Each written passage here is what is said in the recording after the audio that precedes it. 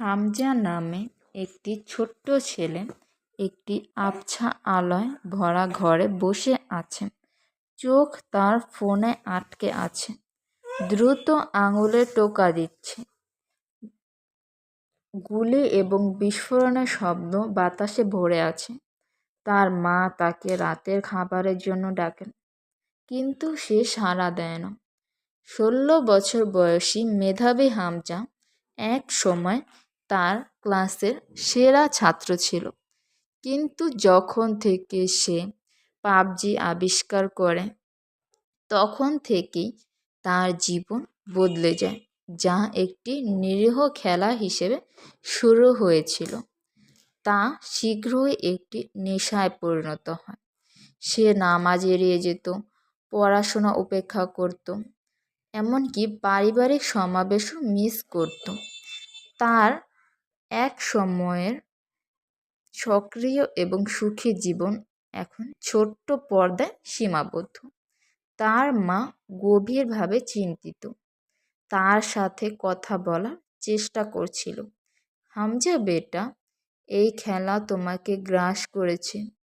শেষ কবে তুমি কোরআন পড়েছিলে? আম্মি, আর মাত্র একটি ম্যাচ। আমি প্রতিশ্রুতি দিচ্ছি যে আমি পরে পড়াশোনা করব। সে মুখ তুলে না তাকিয়ে উত্তর দিল। তার বাবা একজন দয়ালু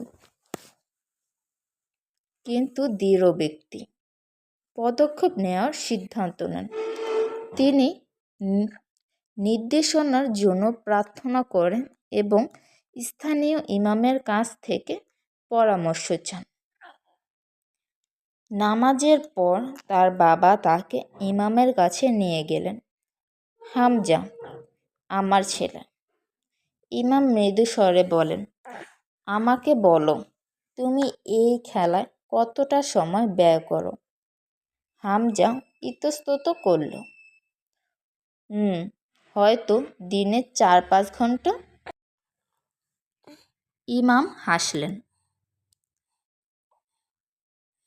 কল্পনা করুন, যদি আপনি এর অর্ধেকেরও কুরআন পড়তে, তোমার দিন সম্পর্কে জানতে অথবা তোমার মাকে সাহায্য করতে ব্যয় করতে, আল্লাহকে আর কি খুশি করবে?